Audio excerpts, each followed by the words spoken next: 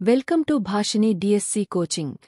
DSC పరీక్షకు online విధానాన్ని రద్దు చేసి ఆఫ్లైన్లోనే నిర్వహించాలని పీడీఎఫ్ మాజీ ఎమ్మెల్సీ కెఎస్ లక్ష్మణరావు ప్రభుత్వాన్ని డిమాండ్ చేశారు. డివైఎఫ్ఏ, భారత ప్రజాతంత్ర యువజన సమాఖ్య ఆధ్వర్యాన విజయవాడ ధర్నాచౌక్లో గురువారం నిర్వహించిన ధర్నాకు ఆయన మద్దతు తెలిపారు. ఈ సందర్భంగా లక్ష్మణరావు మాట్లాడుతూ, ఒక జిల్లాకు ఒక పేపర్ మాత్రమే ఉండాలన్నారు. అభ్యర్థులు పరీక్షకు సిద్ధమయ్యేందుకు తగిన సమయమివ్వాలని, నోటిఫికేషన్ నాటికి కేవలం 45 రోజుల సమయం ఏమాత్రం సరిపోదనన్నారు.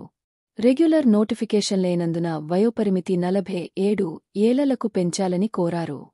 డైట్, బీడీ చేసి టెట్లో అర్హత సాధించిన అభ్యర్థులకు డిఎస్సికి అవకాశం కల్పించాలన్నారు. ఓపెన్ విధానంలో విద్యనభ్యసించిన వారికి డిఎస్సిలో అవకాశం కల్పించాలన్నారు. పీటీ పోస్టుల సంఖ్య పెంచాలని కోరారు. అభ్యర్థుల వినతులను పరిగణలోకి తీసుకుని నోటిఫికేషన్ అవసరమైన సవరణలు చేయాలని ప్రభుత్వాన్ని డిమాండ్ చేశారు. ఇప్పటికే డిఎస్సి అభ్యర్థులు టెక్నికల్ సమస్య వల్ల తీవ్ర మానసిక ఒత్తిడికి గురవుతున్నారని, తక్షణమే ప్రభుత్వం, అధికారులు స్పందించి సాంకేతిక సమస్యలు వెంటనే పరిష్కరించాలని కోరారు. డివైఎఫ్ఐ రాష్ట్ర కార్యదర్శి జి. రామన్న మాట్లాడుతూ, డిఎస్సి నోటిఫికేషన్లో ఉన్న సమస్యలను పరిష్కరించి అభ్యర్థులందరికీ న్యాయం చేయాలని, లేనిపక్షంలో ఆందోళనలు మరింత తీవ్రం చేస్తామని హెచ్చరించారు. డివైఎఫ్ఐ ఎన్టీఆర్ జిల్లా అధ్యక్షులు పి.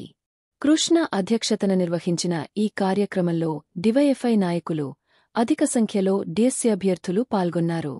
డిఎస్సి అప్డేట్స్ కొరకు ఈ ఛానల్ లైక్ చేయండి, షేర్ చేయండి, సబ్స్క్రైబ్ చేయండి.